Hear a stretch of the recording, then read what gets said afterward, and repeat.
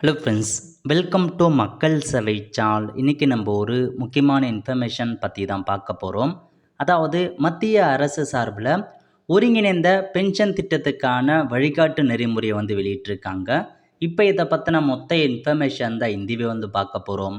இந்த video skip பண்ணாமல் ஃபுல்லாக பாருங்கள். அது மட்டும் அல்ல, இந்த வீடியோ நிறைய பேருக்கு ஷேர் பண்ணுங்க. ஓகே, அதாவது யூபிஎஸ் இருக்க பாருங்கள், ஒருங்கிணைந்த பென்ஷன் திட்டத்துக்கான இப்போதைக்கு அதுக்கான வழிகாட்டு நெறிமுறையை வெளியிட்டிருக்காங்க.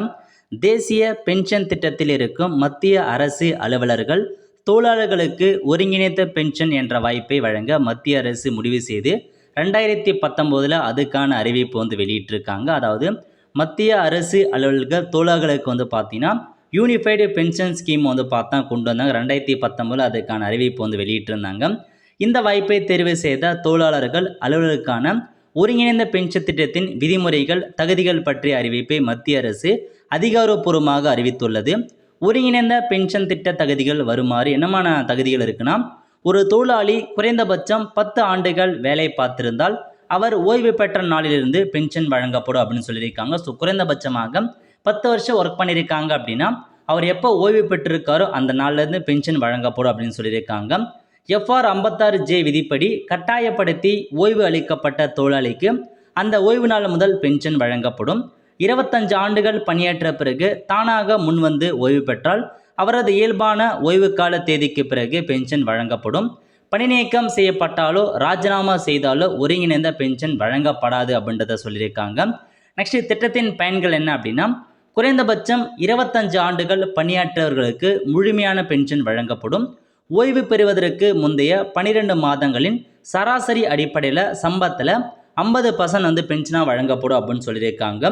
ஸோ 25 வருஷத்துக்கு பணியாற்றர்கள் முழுமையான பென்ஷன் வழங்கப்படும் சொல்லியிருக்காங்க. ஸோ 12 மாதத்துக்கான சராசரி அடிப்படையில் உங்களுக்கு 50% பென்ஷனாக வழங்கப்படும் அப்படின்றத சொல்லியிருக்காங்க.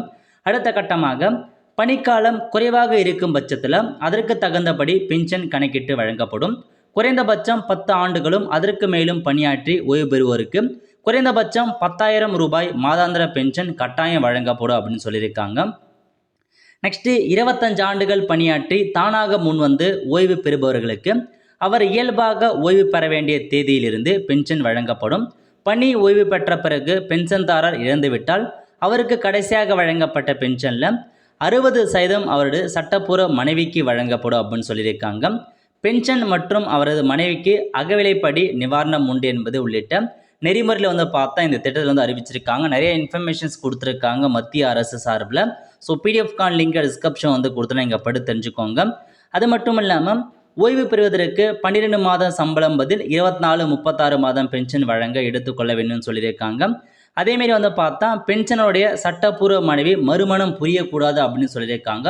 ஸோ நீங்கள் அவங்களுடைய அதாவது யாரோ இறந்துட்டாங்கன்னா அவங்க மனைவி வாரிசாக இருக்காங்கன்னா அவங்க மறுமணம் செய்யக்கூடாது அப்படின்றத சொல்லியிருக்காங்க. அதுக்கப்புறம் என்னன்னா, பெற்றோர் பிள்ளை இருந்தால் அவர்கள் மனைவிக்கு இருக்கும் வரை பென்ஷன் பணத்தை நீங்கள் சமமாக பிரித்து வழங்கணும் அப்படின்றத சொல்லியிருக்காங்க. ஸோ இதான் உங்களுக்கு இந்த யூனிஃபைட் பென்ஷன் சிஸ்டம் மூலமாக கொண்டு வந்த ஒரு புதிய மாற்றங்கள். இதுதான் மத்திய அரசு உங்களுக்கு வெளியிட்டிருக்காங்க. என்னைக்கு ரிலீஸ் பண்ணியிருக்காங்கன்னா ஜனவரி 25, 2025 அப்போ தான் ரிலீஸ் பண்ணியிருக்காங்க. நோட்டிஃபிகேஷன்ஸை நீங்கள் செக் பண்ணி பார்த்துக்கோங்க. முதல்ல ஹிந்தியில் கொடுத்துருக்காங்க. அதுக்கு கீழே உங்களுக்கு பார்த்தீங்கன்னா இங்கிலீஷ்லேயும் அறிவிச்சிருக்காங்க.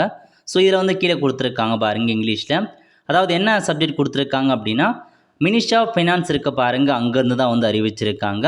அதாவது the unified pension scheme shall be applicable such central government employees who are covered under the national pension system மற்றும் who choose this option under national pension அப்படின்றத மென்ஷன் பண்ணியிருக்காங்க.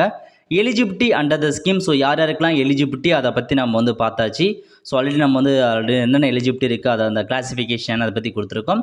அதேமாரி அதுக்கான பெனிஃபிட் என்ன அப்படின்றதையும் கொடுத்துருக்காங்க.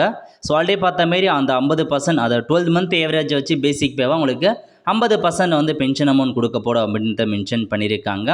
ஸோ அது மட்டும் இல்லாமல் 10,000 கேரண்டி பே அதை பற்றி பார்த்தாச்சு. ஸோ இதான் உங்களுக்கு ஒரு சில புதிய எக்ஸ்ப்ளனேஷன், அதுக்கான எக்ஸ்ப்ளனேஷன் பற்றியும் கொடுத்துருக்காங்க. நிறைய ஆப்ஷன்ஸ் அறிவிச்சிருக்காங்க. நான் பிடிஎஃப்கான லிங்க் வேணும் அப்படின்றவங்க வாட்ஸ்அப் சேனலில் கொடுத்துறேன். அதேமாரி டெலகிராம் குரூப்லையும் ஷேர் பண்ணிடுறேன். நீங்கள் அதில் போயிட்டு டவுன்லோட் பண்ணிக்கோங்க. ஸோ இதாங்க உங்களுக்கான இன்ஃபர்மேஷன். ஸோ புதிய உங்களுக்கான ஒருங்கிணைந்த ஓய்வூதிய திட்டம் பார்த்தா நடைமுறைக்கு வரப்போகுது. ஸோ அதுக்கான மந்த்லி அஷ்யூர்ட் அமௌண்ட் எவ்வளோ பேமெண்ட் கிடைக்கும் அதை பற்றி கொடுத்துருக்காங்க. அதை வந்து எப்படி வந்து கால்குலேஷன் பண்ணுறது அதையும் வந்து அறிவிச்சிருக்காங்க பாருங்கள். அதாவது the value of individual corpus of the employment retirement இது ஒரு 50 லட்ச ரூபா கிட்ட இருக்குது அப்படின்னா அது எந்த அளவுக்கு நீங்கள் கால்குலேட் பண்ணணும், எந்த அளவுக்கு பென்ஷன்ஸ் வரும் அதை பற்றி கொடுத்துருக்காங்க. ஸோ எந்த அளவுக்கு உங்களுக்கு டிஆர் இருக்க போது எல்லாத்தையுமே அறிவிச்சிருக்காங்க. ஸோ பிடிஎஃப் லிங்கை டிஸ்கிரிப்ஷன் கொடுத்துறேன், நீங்கள் பார்த்து டவுன்லோட் பண்ணி அதுக்கான இன்ஃபர்மேஷன்ஸ் என்ன எப்படி கால்குலேட் பண்ணுறது அதெல்லாம் நீங்கள் வந்து தெரிஞ்சுக்கோங்க. வெல் ஃப்ரெண்ட்ஸ், கண்டிப்பாக இந்த பிடிச்சா லைக் பண்ணுங்கள். அது மட்டும் அல்ல, இந்தியாவில் நிறைய பேருக்கு ஷேர் பண்ணுங்கள். அடுத்து ஒரு நிலையில் சந்திப்போம். நன்றி, வணக்கம்.